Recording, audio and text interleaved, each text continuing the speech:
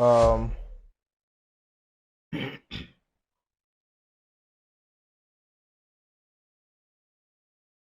Good day, everyone. It's a beautiful time again to inquire, and always this moment of inquiry. Uh, it's a time for deeper reflection. Okay, the time for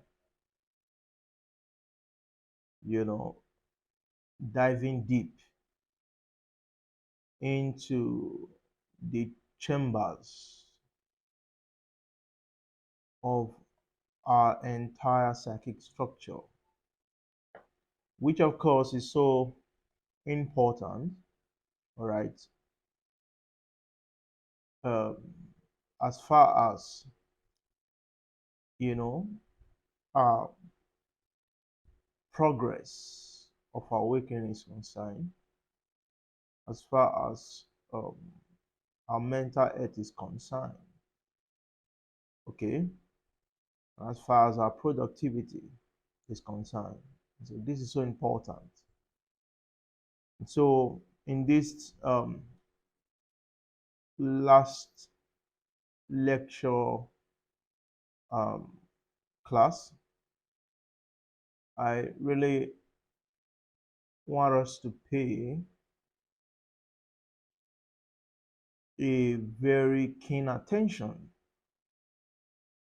you know, to the things that we're going to be sharing. And also, your contributions are welcome. Your questions are treated with utmost respect. All right. And so, feel free to participate because, in a nutshell, we are all explorers of the divine as inherent reality. We are all explorers of our own selves. And so,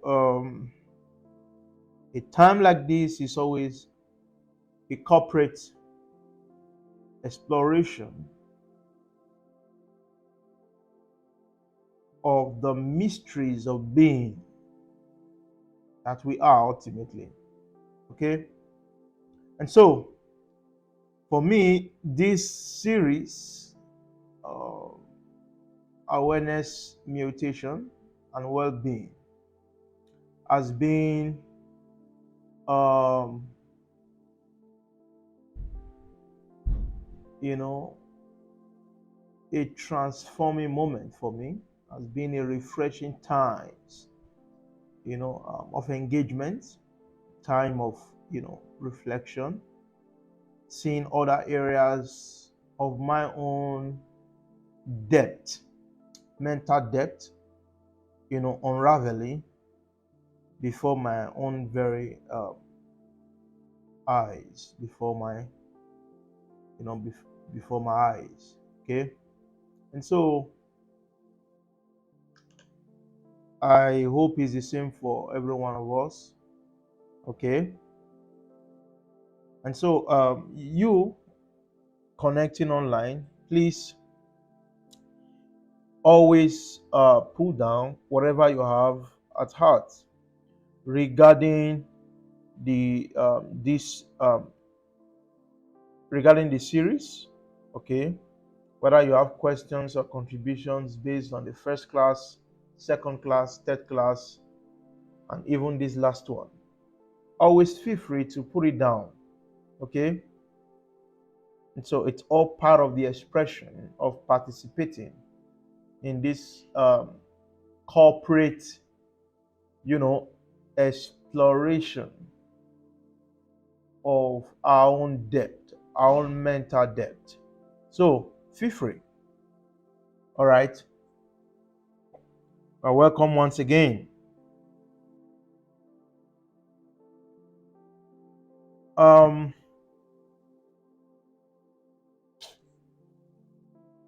We began this series by,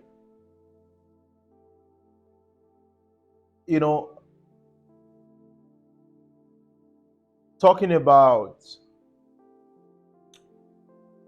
the nature of thought. Let me highlight the whole thing so that we can follow, constructively. All right. So, the first we talked about what? Trusting the feed, right? Which was the main.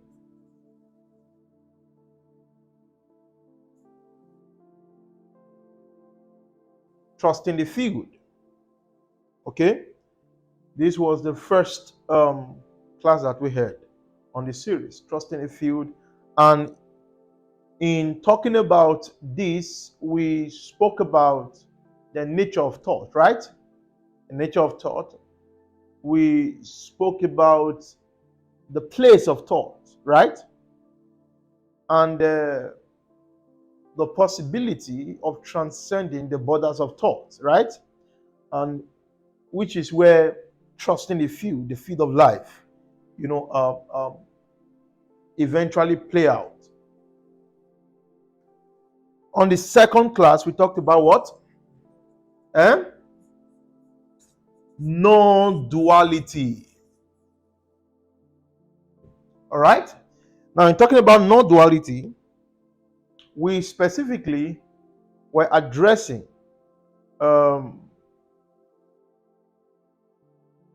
the world, the cosmos, the universe, all right, and all therein as an encompassing mirror of inner reflection, right? We spoke about the world as a reflection, okay? And so, under non-duality, we spoke about that. And we saw how that is so important, all right, as far as understanding ourselves is concerned. Okay? Now, the third, we spoke about what? Relationships, right? Okay? Relationships. So, having, talked about the essence underlying, the word of diversities, underlying the realm of polarities, okay? And how that everything is essentially the one, the monad. Is that what we said? It's essentially the monad, okay? The fundamental principle that underlies all forms of being, or what you may call all forms of life. All right? And then we move ahead to talk about relationships. How that the character of manifestation, all right, of the one, of the absolute, of the ultimate, of life essentially, is mirrored as what? As relationships. Okay? And so, if we want to talk about the ultimate one, or God, if you like to describe this, in that, in such religious term, the expression of God in the world of diversities is called what? It's relationships. And so, like we said, the one does not know itself, right? So, on the foundation of ignorance of the ultimate one is the knowledge mirrored in the web of what? Relationships. And so, God is knowing itself, all right, by what? By the order, okay? Do you understand? And so, essentially, we are one Okay? And we are also distinct. You know what I mean by that? So to be distinct does not mean to be what? Separate. We are one. Okay, and so we appreciate, our fundamental nature of being, right? And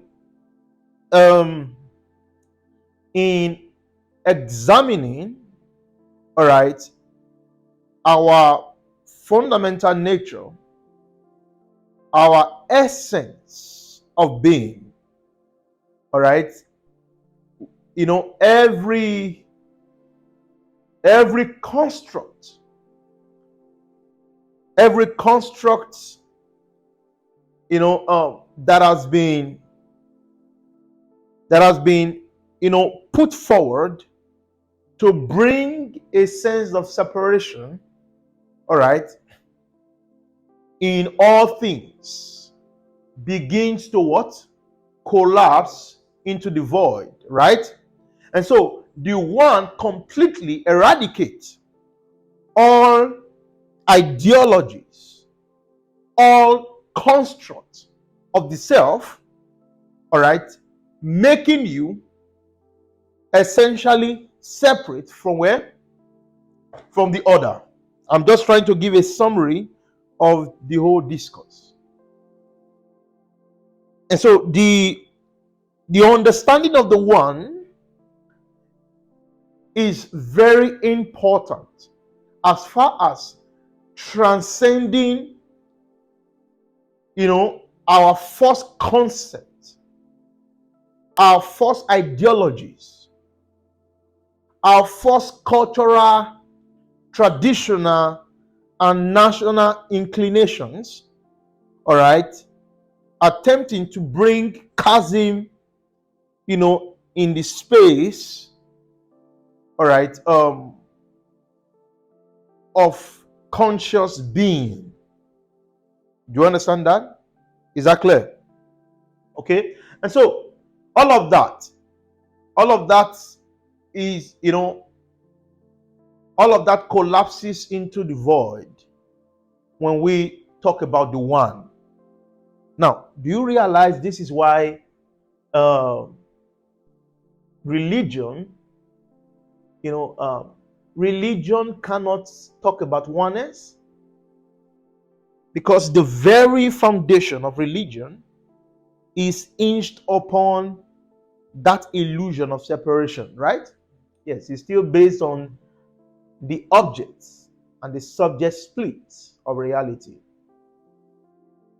Okay? Religion is essentially belonging to an institution through a set of what? Beliefs. Yes, all of that. See? And so the belonging to a religion becoming the foundation of separation between, maybe separation between you and your neighbor. Maybe your neighbor is a Muslim, you are a Christian, the other one is an Hindu, the other one is what? A Buddhist, the other one is what? All sort of,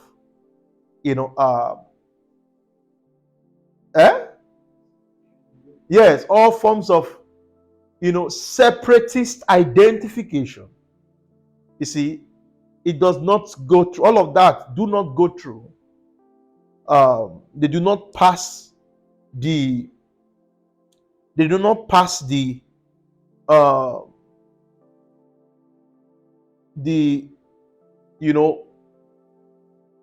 do not pass through, all right, the refining fire of oneness. And so religion do not talk about the one. And so the construct of God is a construct, right? God is a construct in religious settings. It's a construct. And beliefs, you see, God, right, is not what created beliefs. Beliefs created who? beliefs created God, right? Yes. And so, in talking about oneness, in coming to realize, through inner reflection, the one, the ultimate one, there is always the death of God that happens in the process, right? And eventually, when the death of God do occur, you now realize what eventually dies are the institutions, right?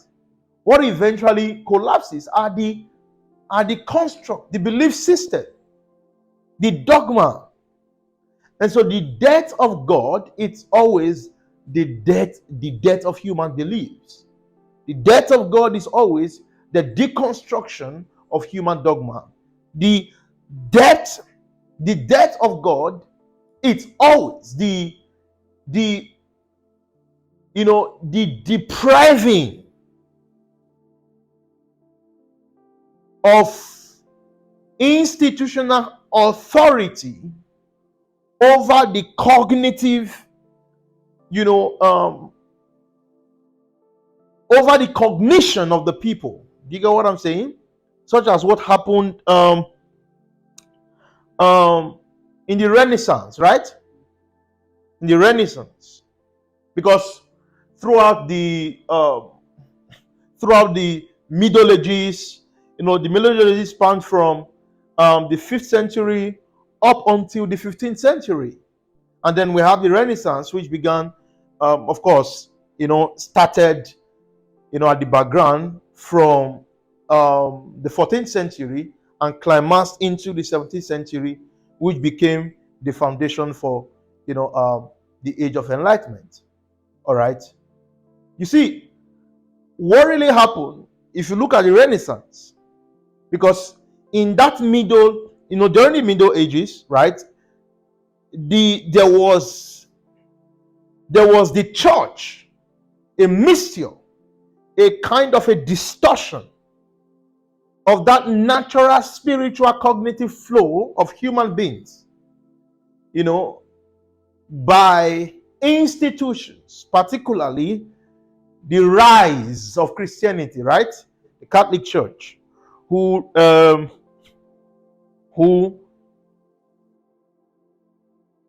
basically institutionalized, dogmatized, creates, create their beliefs about God. They dogmatize reality in a particular what? In particular shape, and everything must fall, in line with that, particular creed, right? I can't remember the name that is called, in Christianity in those days, still called today. You call it orthodoxy, right? Yes, a defined way of thinking. And meanwhile, man is not an organization, right? It's what? It's an organism. As an organism, we grow, right? Nothing is static. We grow. It's a flow. The man is the flow. Don't forget this. The man is what? The man is what? Is a flow. And if you don't recognize, if you don't understand that what this means, then you're gonna clone people. You're gonna what? You're gonna clone people. You're gonna limit people. You're gonna place a great level of limitation in their cognitive ability. All right. So man, it's a flow. And you see, the church institution in the Middle Ages, right, didn't quite what? Didn't flow with this. Okay? Didn't flow with that. And as a result of that, they created all kinds of stuff. Do you understand?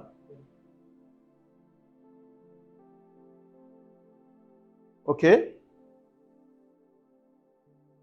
But then there was a more subtle emergence, all right, during the Middle Ages that began to emphasize the need for inner reflection, for a more direct experience of the ultimate without going through institutional religion such as Christianity. All right, and that is known as what? As, of course, monasticism is part of what? It's part of the whole activity, in the Middle Ages. Okay, but then it was more fluid than what? Than the religious institution. Okay. Now you see, religion cannot, because it is a theory, it's a defined belief about God, of course, which create God. The source of God is belief. The source of God is what? Belief. Is the mind, right? And so the death of God is the deconstruction of the human mind. And religion cannot what? Cannot accept that, right? Yes, it's not something that they can accept. It's not, they are not capacitated enough to reason along that corridor of perception, of understanding reality. Okay? And that's why religion, it's a demoting system on man as the flow. On what? On man as the flow. Are you getting the whole flow? All right. Are we getting into the words online? Are you flowing? Are you hearing me audibly well? Please respond to me.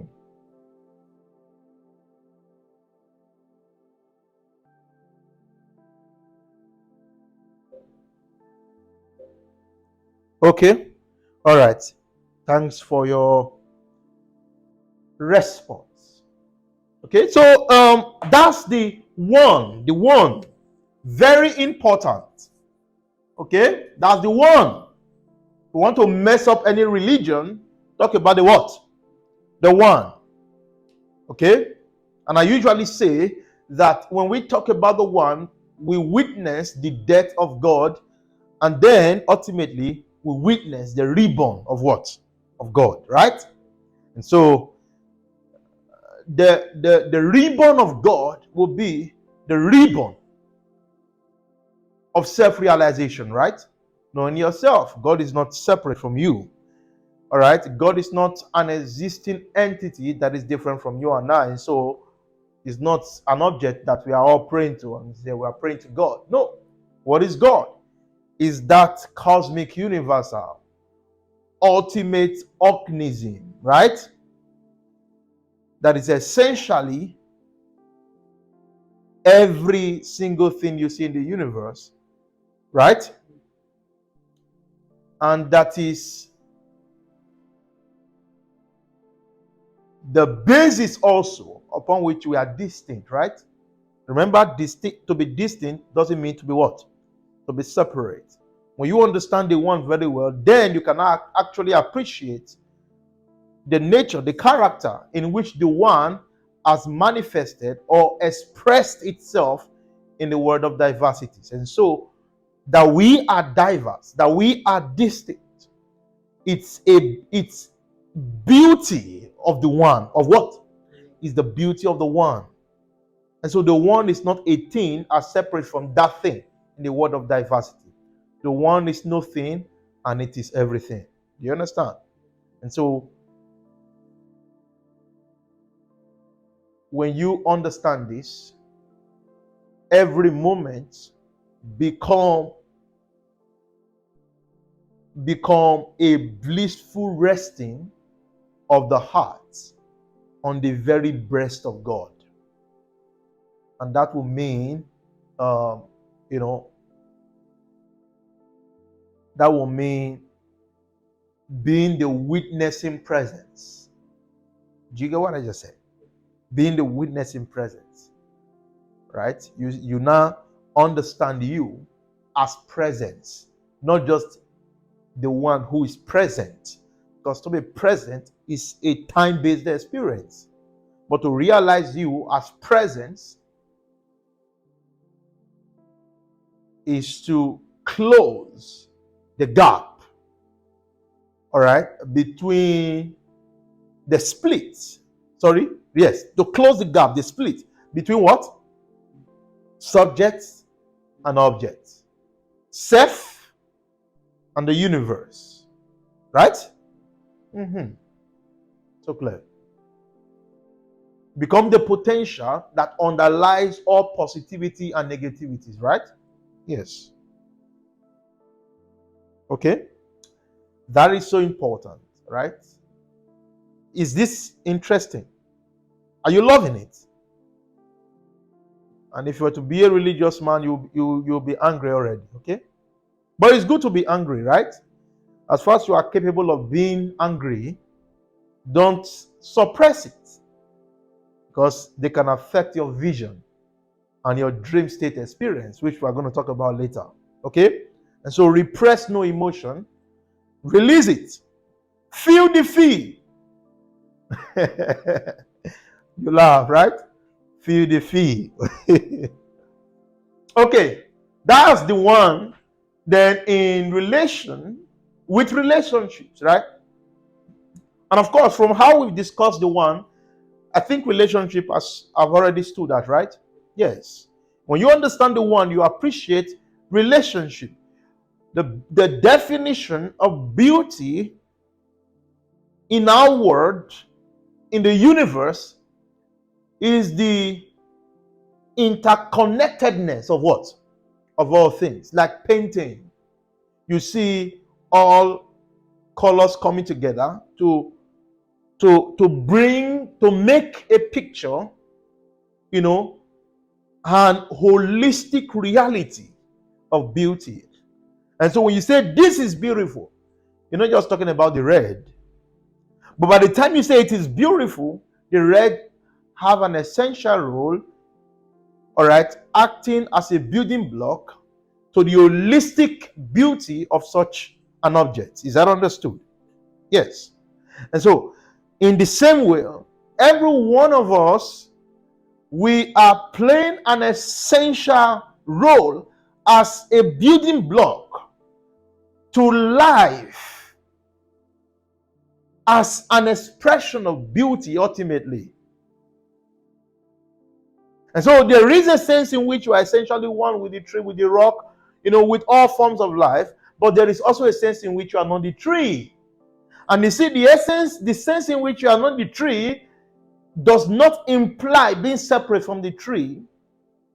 Rather, it reveals the unique outplay of the ungrown, the ultimate one, in fleshing out the beauty of itself. Do you understand what I'm saying? As life. So, relationship is so important. Okay? And what religion has succeeded in doing is, damaging our instincts for beauty, right? Is to damage the capacity to perceive beauty, to perceive life in its radiance of beauty, all right, as an unmediated experience, an immediate sense of awareness. That is, an immediate sense of awareness of life is beauty. Is what? Is beauty. Is beauty. I think when Plato began to talk about, God, and one of the words that was used to describe the reality of this cosmic fundamental principle of unity is beauty. Beauty, goodness, and one other word like that. It's all part of it. And so, all of these stages, trusting the field, not duality relationships, they forms the building blocks in understanding the nature of the human psyche. All right? So that when we begin to understand, gain awareness of our own thoughts, our own inner processes of thinking, of perception,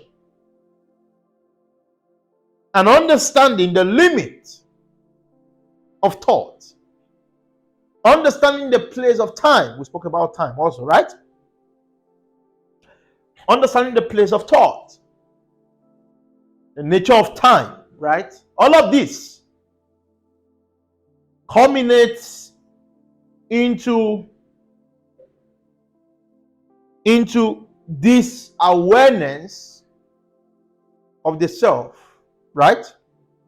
Okay? On the basis of which we experience change and well-being. And so they play a crucial role. And so that is the summary I can give regarding that. I hope that I did give a robust summary of the building blocks, right, of our series. Now, in this last part, right, we're going to talk about dreams and what? Dreams and visions, as promised the last time. Dreams and visions, as part of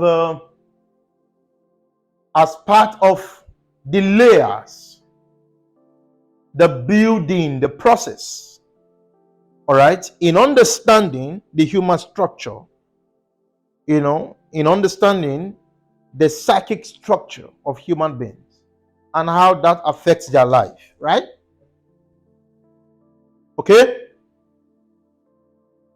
Now, before I move further on this, I want to quickly establish that everything that we have said, beginning from the first day down to what? Today,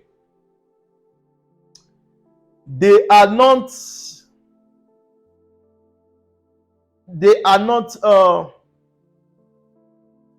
do not exhaust, right, the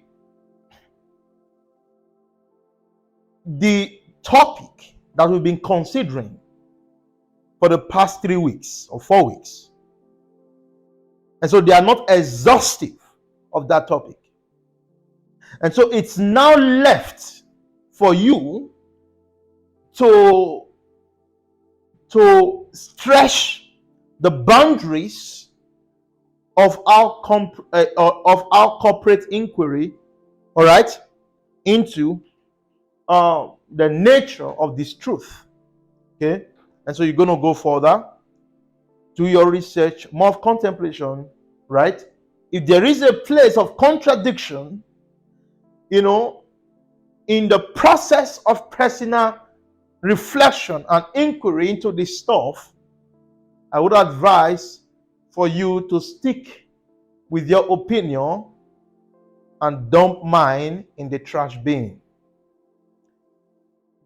Only on the condition that what is now being known, or your findings and discoveries, provide, a more sophisticated framework, okay, that helps you achieve the essence of all of these considerations, all of this, the series we've been talking about. My joy is not in accepting, my opinions, right, or my findings or discoveries. My joy is ultimately achieving the result of the entire process. Do you get what I just said? It's like when one is sick, right? You see, the purpose of all medical application in dealing with that particular problem, the whole purpose of that is to restore such an individual to his what? To his healthy state. Okay? And so it's in as much as the result is dependent on the medical process, the medical process is not really as important as the total restoration of what? Of the person, right? After all, people go through medical process and eventually still what? Do you understand? And their conditions still remain the same, right? Yeah, some even die in the process. And so to what need was the medical process in the first place? And so I think that for teachers, okay, we must be more focused on the mental state of the people than just on our theories and postulations and opinions. You get what I just said? Yes. So when you keep that in front of your heart, at any point of contradiction, you won't take it personal. Rather, you seek for the output, the final result of such mental shape on the overall, psychological, state of the individual, mental state of the individual. Okay? What's the time now? This is already after 1, 30 minutes after 1. And so we still have some quality time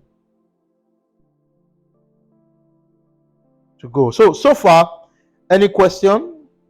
Any question? I'm standing up today. It means, today is hot. It means, I just want to feel myself as a preacher, right? Let me preach, for once. Even though you may not like my preaching, right? But it does not change anything. Okay? Just love me. That's all you can do. The universe can never be against me. It's always for what? It's always for me. And it's always for you. And so, you owe no man anything other than what? Love. Right? Yes. Love. That's what you hold people. Any question online? Ask your question before we move on. Before I stand up again, I'm sitting now. Or let me give us some time to reflect.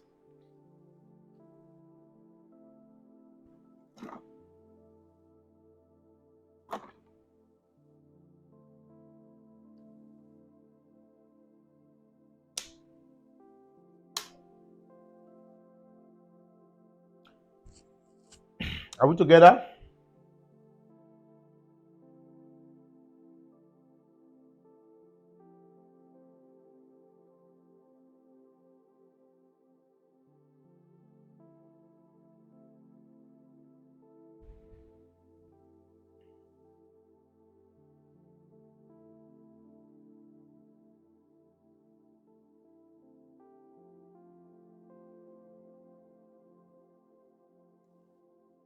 Okay. In the absence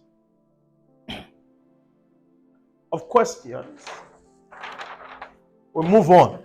And I assume that we understand, right? And if you understand what I've been saying since, you can just give a response by, saying, yes, I do. Okay? Dreams and what? and visions in understanding the structure, the chambers of the human psyche. All right, beautiful people. Thanks for your response. Okay. Now,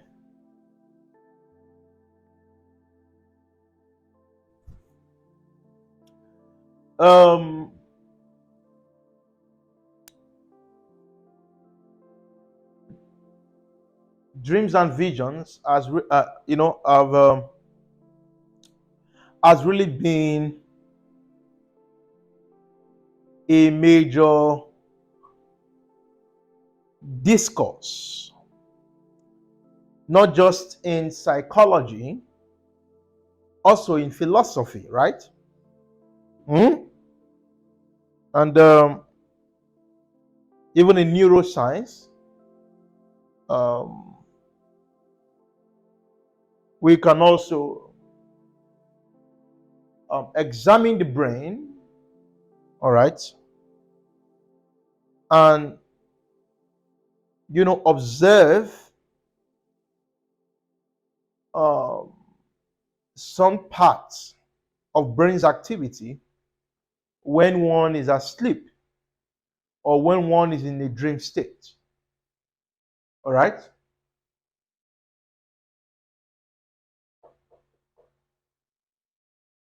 Now, dreams and visions is also a crucial aspect of discourse in religion and all other forms of spirituality. Okay? And so I'm not going to bore you, although I may give a summary of, a kind of a framework from all of these areas of perspectives. But then the ultimate purpose of this is to understand ourselves, to understand the mechanisms that has informed our perceptions of reality, that has informed our perceptions of the world that exists, around us, that has also informed our experience, our experience, our relationships. And when I say experience, I'm usually talking about our subjective, way of interpretations, like emotions, fear, and all of that. All of that, abstract function of the brain.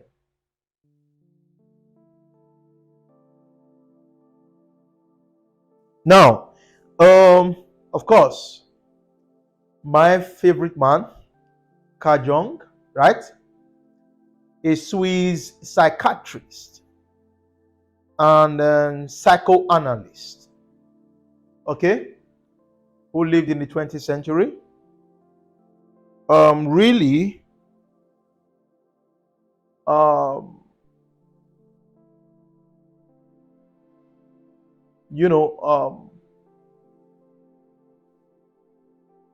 who really did expand on the implication of dreams and visions in relation to human archetypes.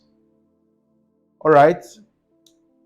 In understanding the collective space of human experience, which he referred to as the unconscious, right? As the unconscious.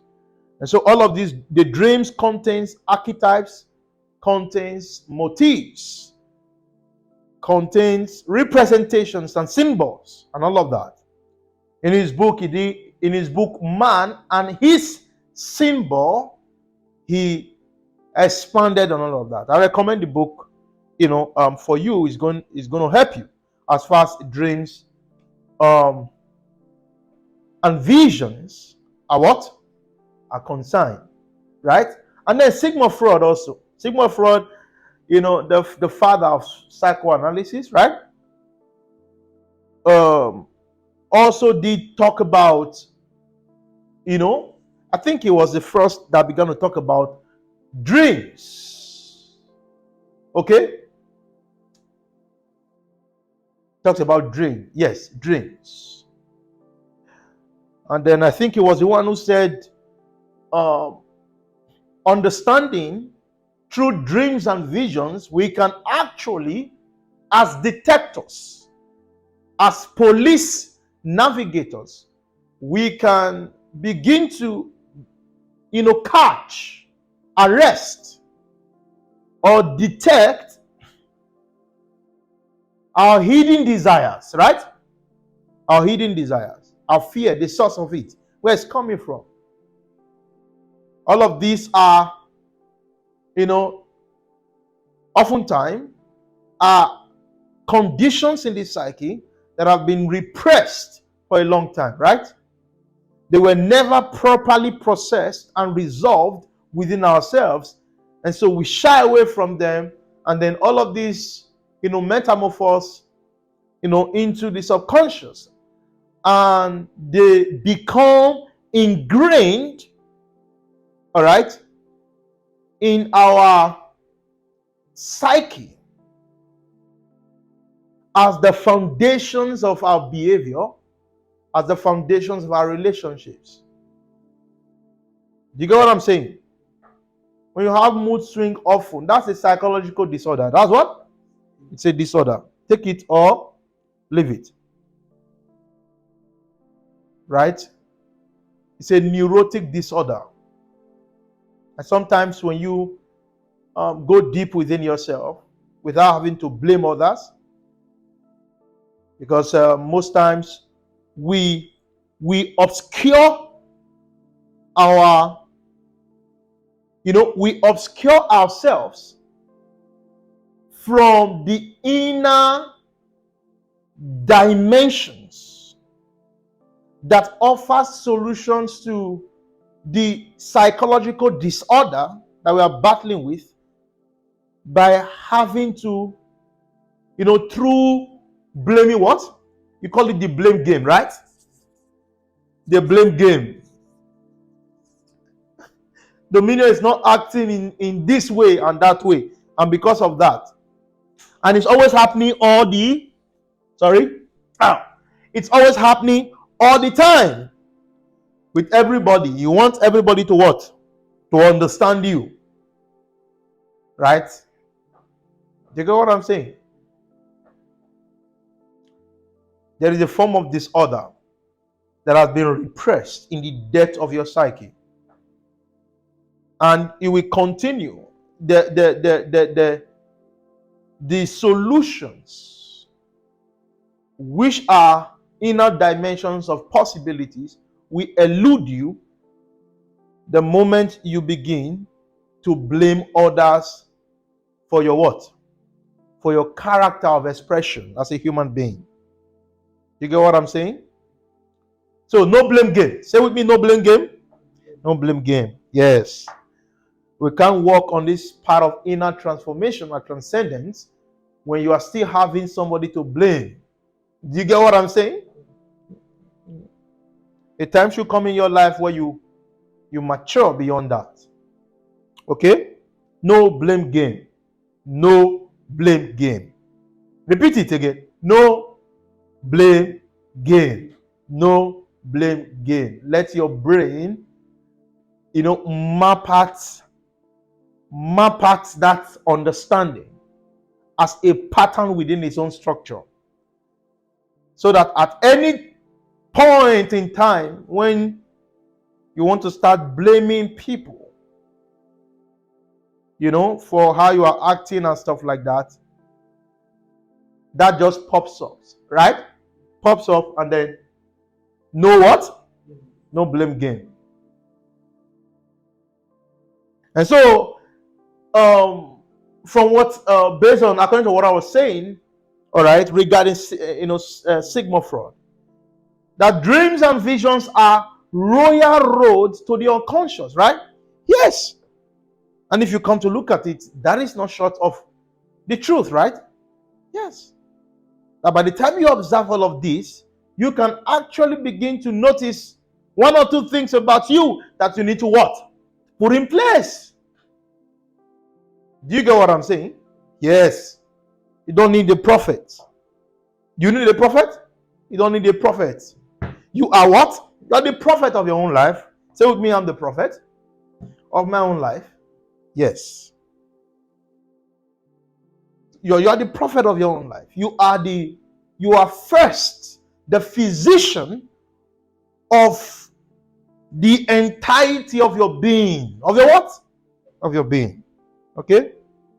So don't just think that, oh, the doctor, the mystic, the psychologist, they are all specialists, handling this stuff for you. No. You are first the all-encompassing physician of your entire structure. And until you begin this inner schooling, because your entire being is an institution. Do you get what I'm saying? And so you must first be the student of your own institutions. A committed student at that. Understanding yourself is what we may call the entire process of self-discovery, which you can't find in religion. Can what? You can't find that in religion. No, you can't. Okay? And so we have that by Sigmund Freud, and we have that by psychologists. Carl Jung, a Swiss psychiatrist. Okay? And then also we have now, of course, if we are looking at let's say current research, right? Current research in the field of psychology, we are talking about the nature of memories, the nature of learning, perception, emotion, and all of this. As a psychologist, you can always study it in relation to the biological functioning of the human brain, which which is the field of neuroscience, right? Yes. And then we've really been they've been research on that, okay, also, and you just do your findings. Okay, so that is it for in psychology. Dreams, I'm just trying to say in all of this that dreams and visions, all right, are part of the crucial discourse, all right, in what? In psychology, right? And then in religion, okay, in religion, the same thing. In philosophy, the same thing. All right, you come across a profound statement, not just a statement, but a profound question by René Descartes, who says, "How do we know that we are not dreaming right now?" It's a good question, and that's spark of a philosophical process of thinking on the nature of dreams and all of that. The same thing with Immanuel Kant also. Okay. That's it for philosophy. Okay. So in religion, psychology, neuroscience, religion, which we are going to major on, because that's my business. Okay. And often, what I find or what I've discovered is that all of these fields, whether in philosophy, psychology, neuroscience, and all of that, apart from religion, are trying to alleviate, the what? The psychological what? Or should I say alleviate the sufferings that humans go through, all right, by having to, examine the physiological and the psychological, dimensions of the cause and effect. You get what I'm saying? Yes. Or a kind of, offering a psychological, dimension and possibility to alleviate that suffering. You get that you and I may be faced with. But my discovery so far is that often religion has always been. Now, there is a positive aspect of it, okay, but then the damage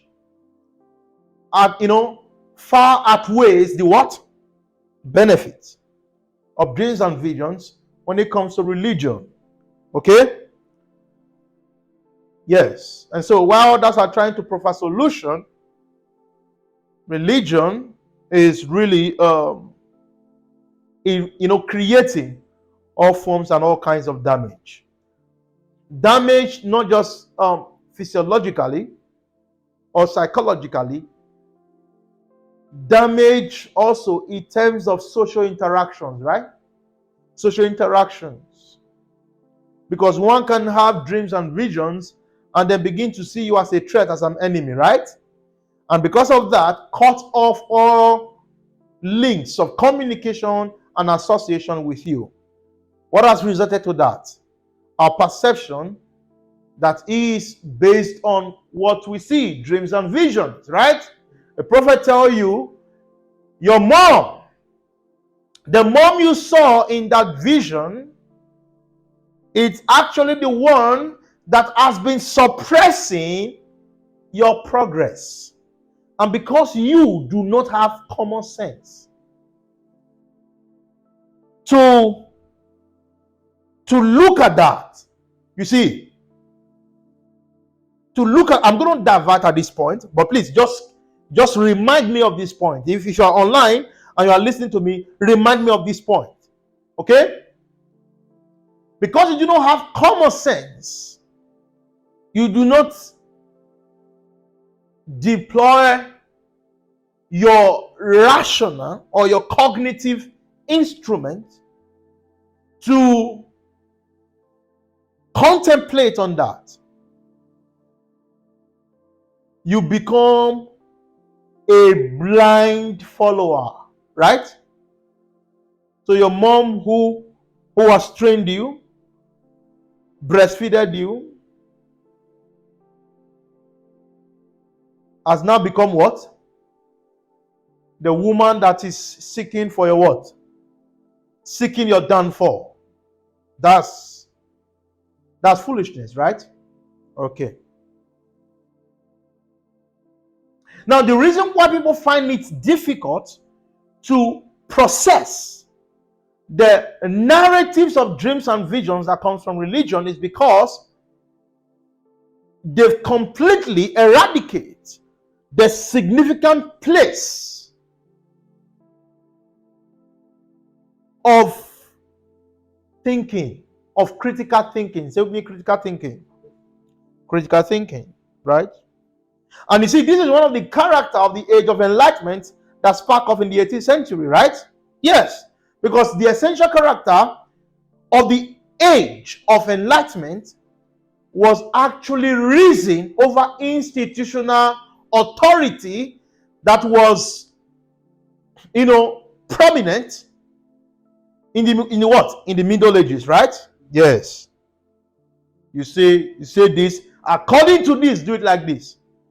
God says. Now, who is saying? Who is hearing? What is the medium? What are the conduits? What are the possibilities? What are the dimensions of that communication from the supposed higher power? Do you get what I'm saying? So there was no room for that. Even when, what's his name? Martin, right? In the 1900, right? Is it 1900? You can find out. Don't quote me. Okay? The whole Reformation thing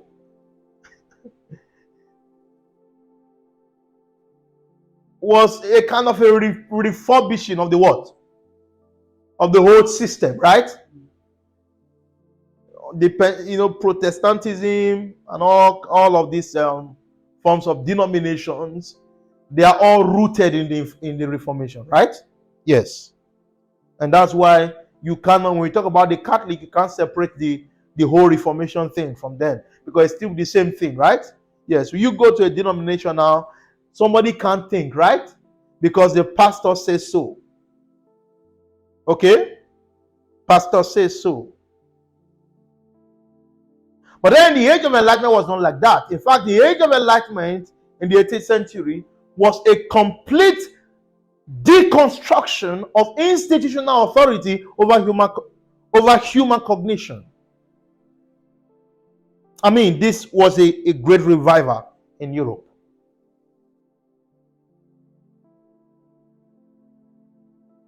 And we must not build institutions to preside over what people think about. Do you get what I'm saying? And that's the danger of religion. They give you what? A child is given what to think about. A child is not taught how to think. And that's why we grow up becoming puppets of what? Of our archetypes, of our representations, of our cultural inclinations.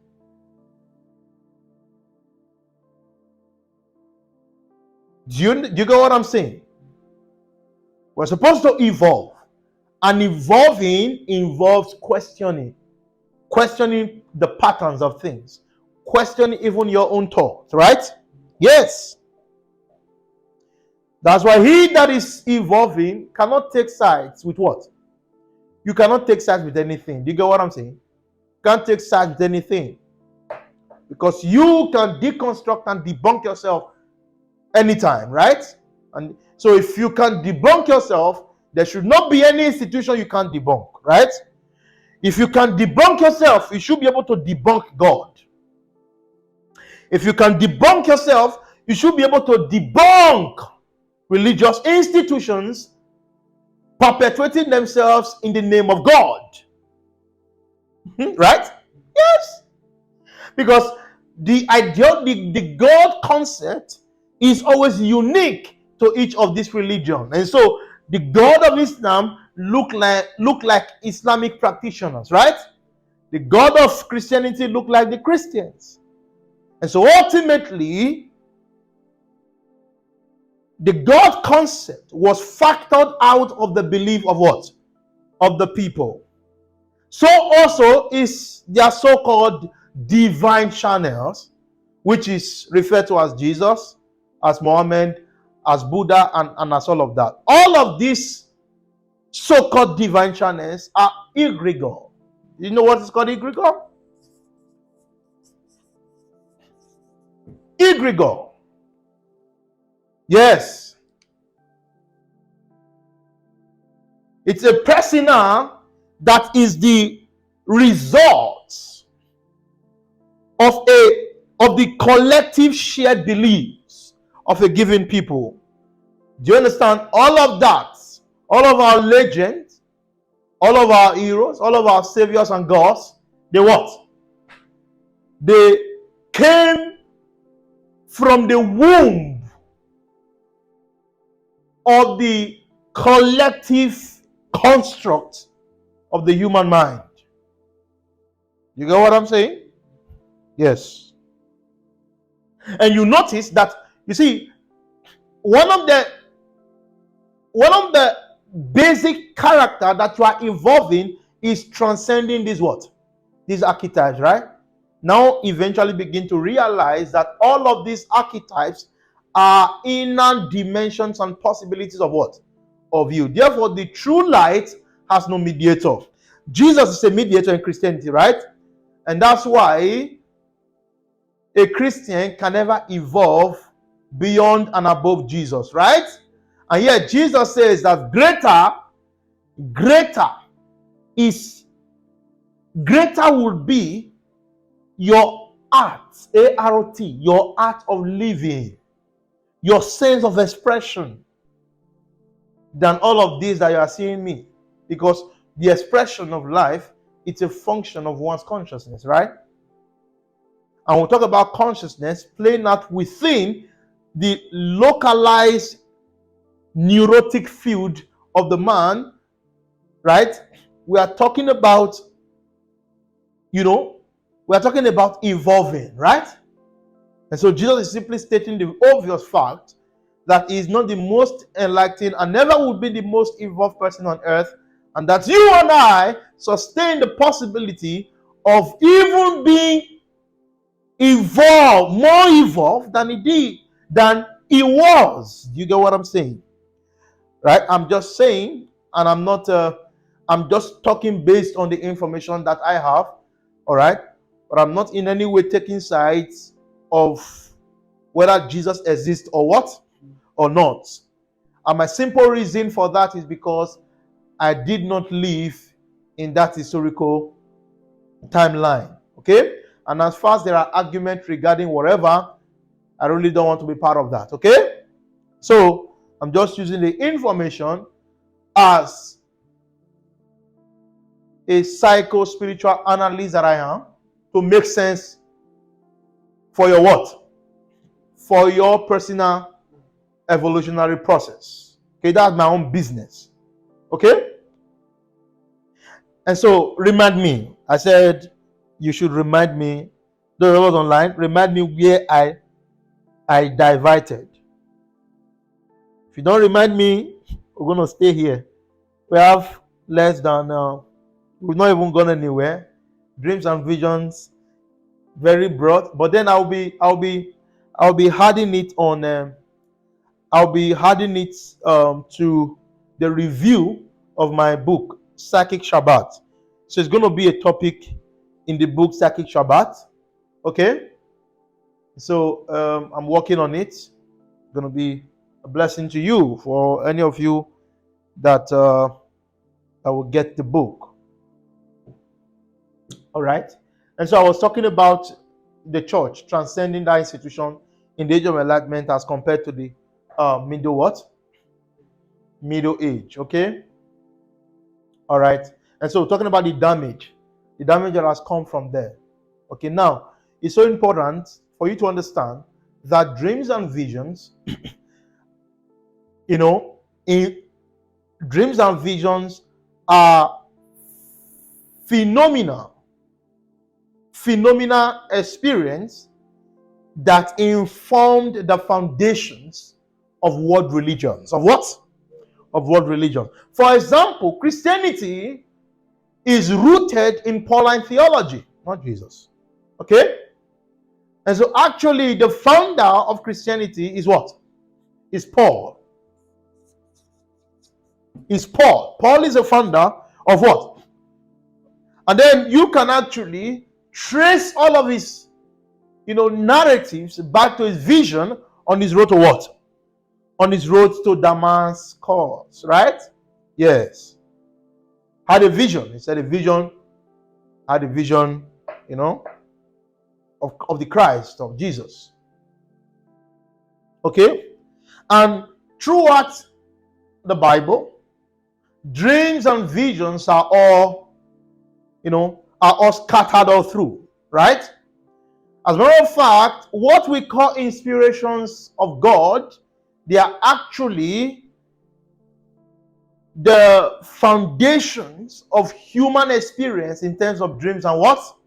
And visions. Acclaim dreams and visions. So they are all grouped into the class of dreams and visions. Okay? God spoke to Abraham, right? And then initiated a covenant with what? With him. Right? Okay? And then you notice that the character of dreams and visions are unique to each religion, right? Muhammad received what? Visions from what? From Allah, right? Okay? And all of Islamic messengers or teachers are said to be communicated with through what? apart from the Quran, through visions and dreams. So visions and dreams has played a phenomenal, a phenomenal role in the history, all right, in the religious history of human evolutionary process. Dreams and visions has played a crucial role in forming and shaping the perception, the perspective of man as regarding what life is, the universe, and what your life entails ultimately. Okay?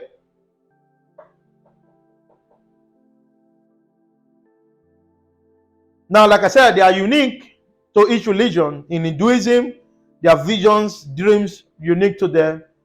In Buddhism, in Christianity, in Islam, and so on and so what?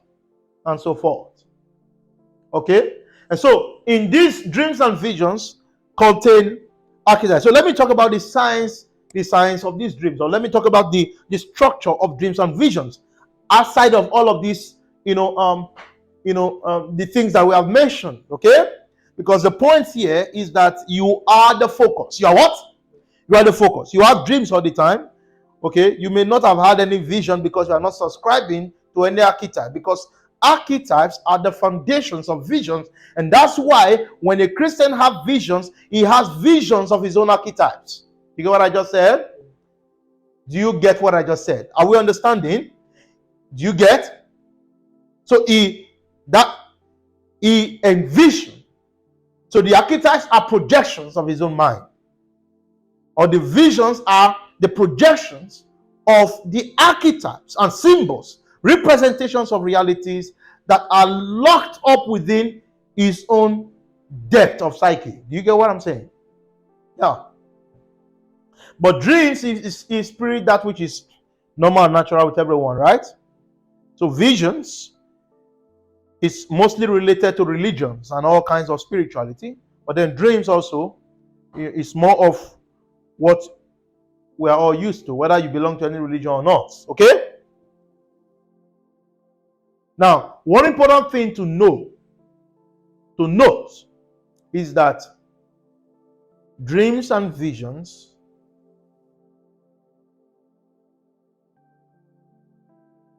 provide insight into the depths of your own psyche. They provide insight into the chambers of the unconscious. You understand that? Into the dimensions of the unconscious. They provide an insight. Okay? And so we recognize ourselves as a dreamer, but by the time you are dreaming, you do not recognize that there is one who is dreaming, and that all events and environments and objects, images that are playing out in that dream, they are all happening within the mind space of the dreamer. But then you are in that dream thinking that everything is separate from you. And then you see your mother. The prophet told you that the mom you saw in your dream, it's actually the one chasing you and is not wanting your progress, not knowing that your mom is an essential, is revealing a truth. A truth that you can locate within the chambers of your own psyche. And that is the image through which you can gain insight into that unconscious that is influencing you in a particular way. And so tell the prophet to shut up. Do you get what I'm saying? Tell what? Tell the prophet what? To shut up. To shut. In fact, shut down. To shut down. Okay? And so don't place your mind. I will tell you this. If you listen to this video or this recording later on, please take note of this. You must be careful as to who speak into the space of your psyche. You get what I just said? As to who speak into your mind. Because through believing, we have we have evacuated the position of being responsible over our personal cognition. And so we have given it to uncultured, unshaped prophets and teachers who just spill rubbish into your what? Into your space. And that's why your life is a reflection of this nonsense that you have received into your space. Okay? But right now, you experience what you call psychic deliverance. Say amen. Sounded like a preacher, and that's good, right? Okay? So where did I stop? Talking about something.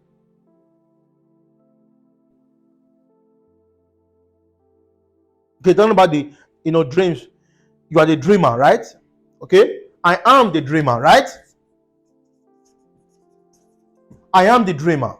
You see, do you know it's very important? When you see, now, apart from dreams and visions, realize that everything is a dream. And that's what the mode of inquiry that René Descartes was trying to spark, or that he did spark off. How do you know you are not dreaming right now? So you think you are separate from the tree, separate from the rock. How do you know that all of these are not happening within the space of consciousness?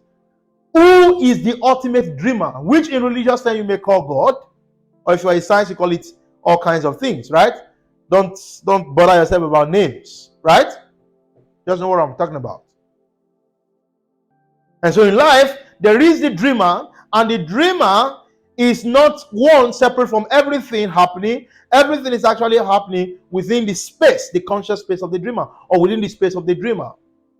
And that's why, you see, for everything to actually play out as if they were separate, there has to be a foundation of ignorance of the dreamer. And so when you are dreaming, you don't know that you are dreaming. And that's why God do not know itself. Because of the ignorance of the ultimate, you and I can have the knowledge of the other. If the ultimate is not ignorant, there is no way we can come to the knowing of the other. There cannot be a process of self-realization. Do you understand that? There has to be ignorance. Okay? Ignorance. And so when you're in a dream, you are ignorant. Okay? And then everything is played. So when you wake up, right? Yes. An awakening. And so awakening is to realize that everything is what? Is a dream. Oh, did you get that? That everything is what? Everything is a dream. That reality is a dreamy mode. We think we are separate? No. And so everything happening within the space of the dreamer is an essential, is revealing truth at varying dimensions, about the dreamer ultimately. And so everything speaks of God, right? Yes. You need no book. How do you know God? He said the Bible. No. The Bible itself must be deconstructed, right? Yes. Because it's a compendium of human experiences. And often, when you examine carefully the nature of human experiences, you realize they are rooted in their cultural archetypes and symbols. And sometimes these symbols and archetypes may be very different from you as having a different cultural experience. Okay? Therefore, no book is the road to truth. The truth is everything. Is what? It's everything. I know religion will not like that, but then you can't do nothing. You can do nothing against me, but for what? For me. You can only love me. All right? You cannot hate me. Well, if you hate me, I will still eat my food, right? I will still drink my water, right? And I will still sleep very well, right? Yes. And so, you can do nothing against me, but for me. There is no religious book, not just the Bible, right? There is no religious book that is the way to truth. The truth is a pathless feed of reality.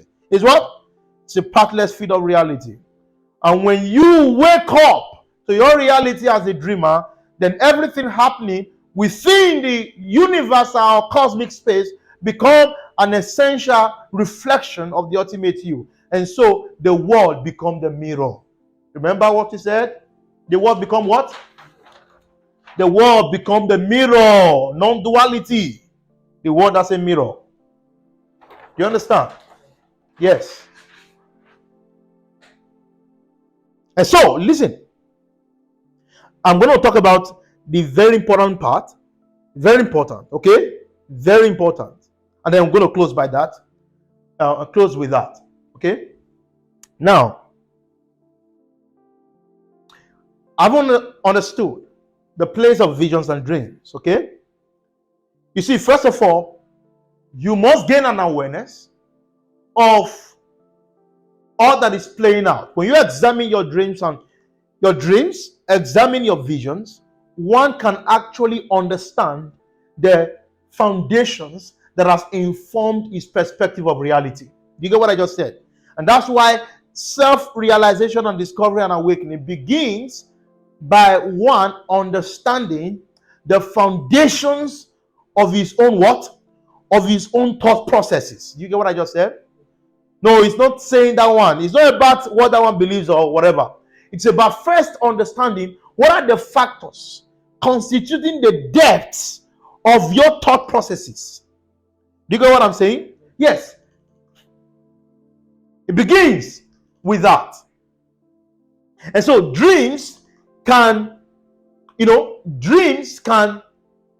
provide a framework, a profound framework, all right? A profound framework in gaining insight into the depth, into the chambers of your own psychic structure. Sorry if you missed me at some point, okay? Do you understand what I'm saying? You must also you study it. Do you get? You study. Remember who said you must become a student of your own inner institutions. Do you get what I'm saying? Inner institutions, inner dimensions of being. You must become the number one student of it. You see, you must not be more interested in being a teacher than being a student of your inner chambers, inner dimensions of possibilities. You get what I just said? Oh God, do you get what I just said? Yes. Do you understand? Those of us online, are you following me very well? Are you understanding?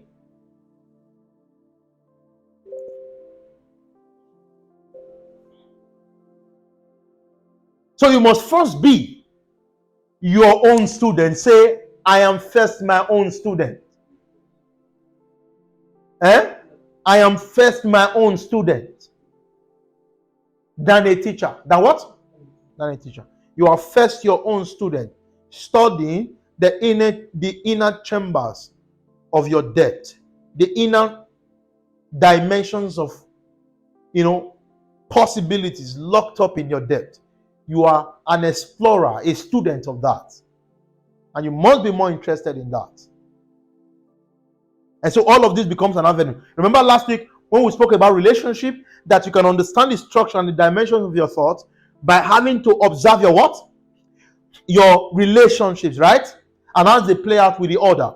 But right now we're talking about examining, studying the structure of your dreams and possibly the visions. All right?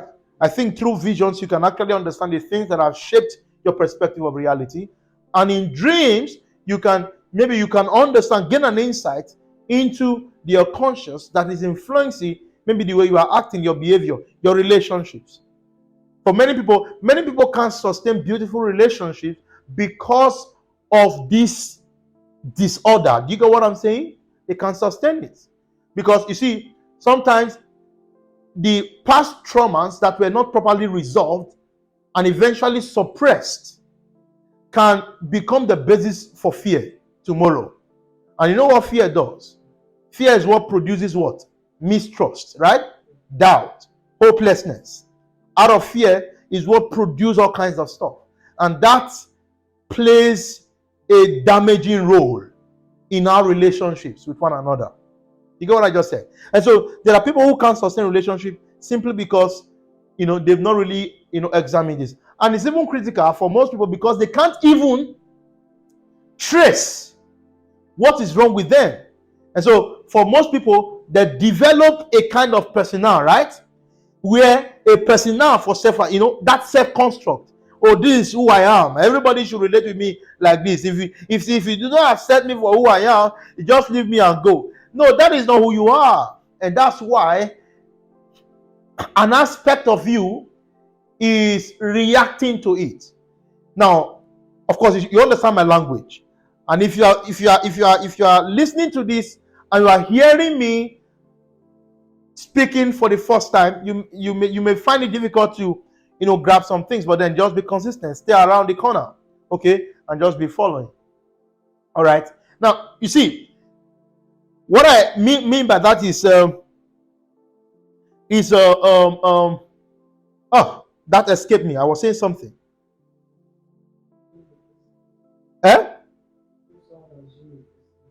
Yes, you assume a what? A persona, and so everybody should what? Play in response to that. But you find most people reacting than expected. You have to check yourself, right? It's not all the time you say, oh, this is just who I am. If you cannot just follow me, or if you cannot just relate with me, or if you cannot just bear with me and stuff like that, that's not who you are. And that's why an aspect of you is reacting to it. I said an aspect of you because there are no two human beings. Do you get what I'm saying?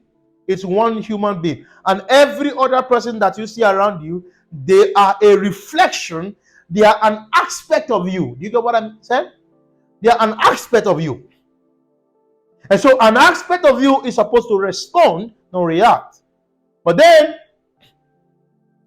there is also an explanation, all right, for the reaction of the other that may also be traceable to that person's trauma or suppressed emotions. All right? But if it's everybody, then there's an issue with what? There's an issue with you, right? You check yourself. As a matter of fact, don't be against people when they have reservations about what? About you. Examine all of that stuff. Okay? Examine. Because not all reservations or not all what they say against you in quotes is a reaction. You get what I'm saying? It's not. So just learn to flow. All right? And so if you do not... Now, I said it becomes critical when these people cannot even explain the cause of what is making them what? Act the way they do, right? Or talk the way they do, or behave the way they do. Emotional swing. You see people, they wake up in the morning, they are not what? They are not happy, right? They're not what? I think I've really dealt with most people like that in my life, in this my small life. Somebody just wake up in the morning, is not what? He's not happy. Just wake up you are just having swings of what? Of moods. It's a psychological problem. Okay? You get what I'm saying? But then, guess what? When you take your time to understand, observe the patterns of your dreams, right? Do you know that you can actually gain an insight into the causality of what? Of that, problem. You can gain an insight into something. And so dreams and visions provides that framework into the depths of the unconscious.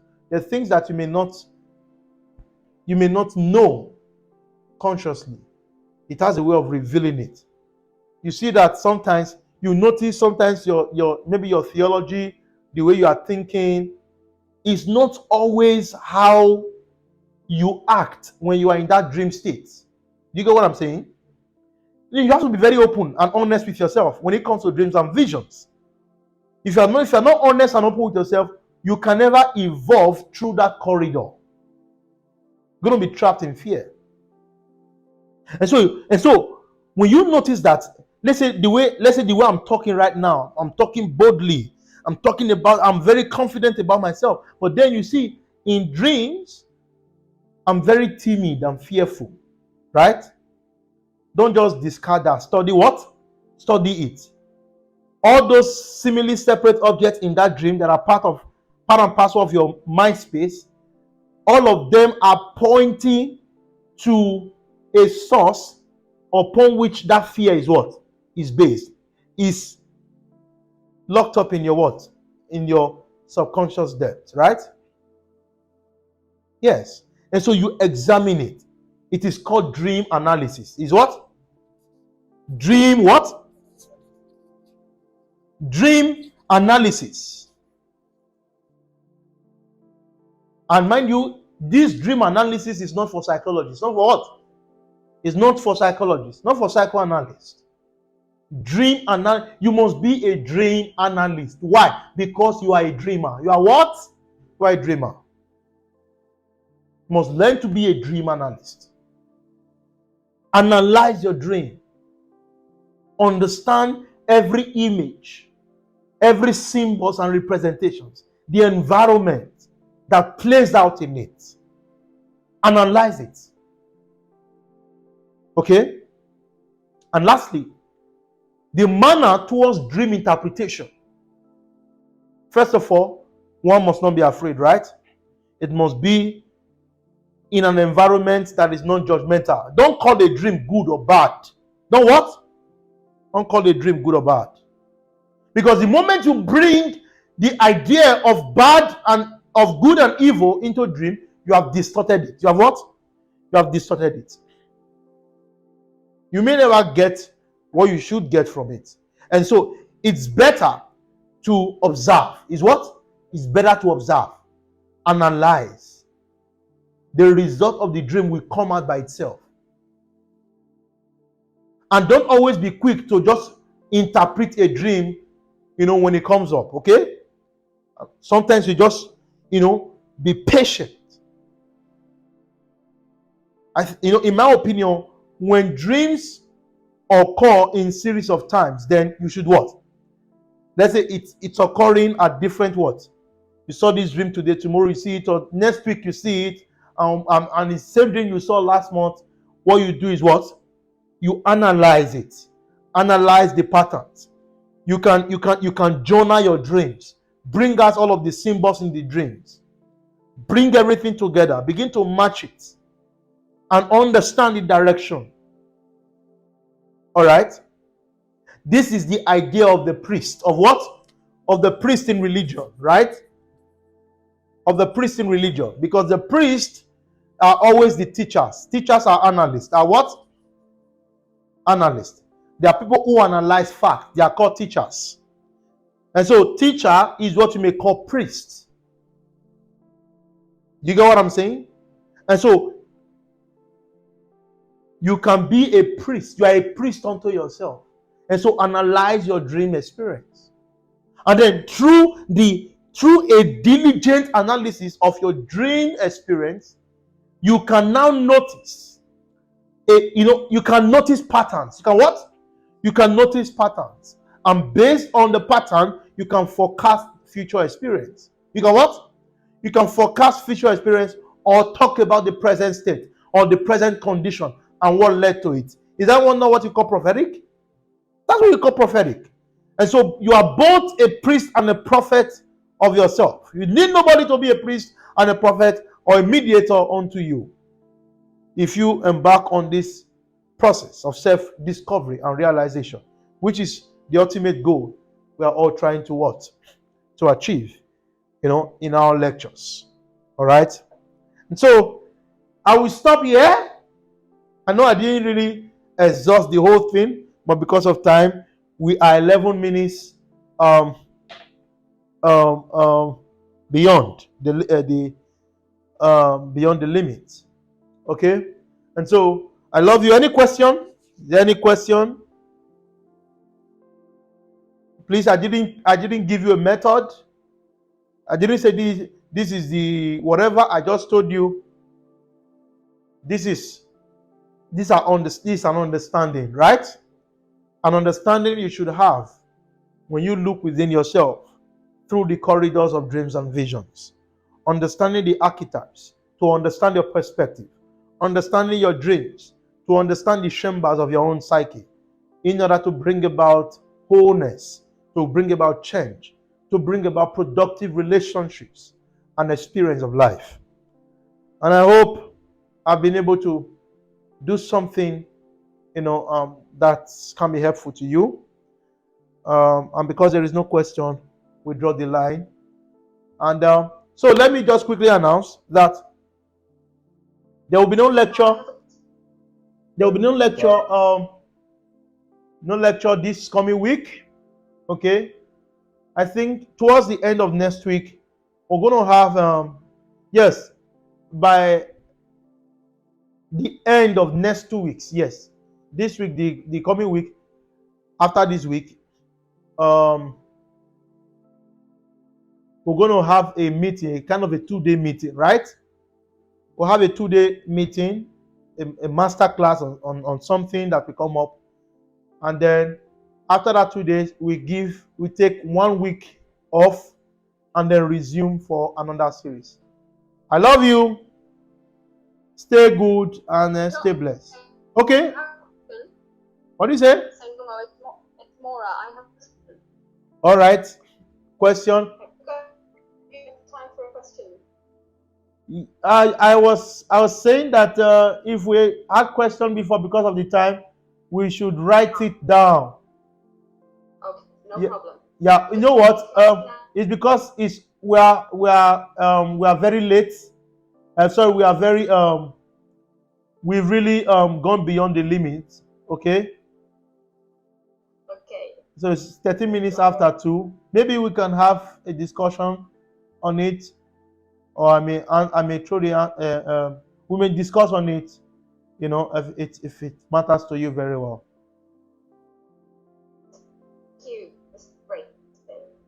All right. So I'm just for the sake of proper coordination and for others too. Okay.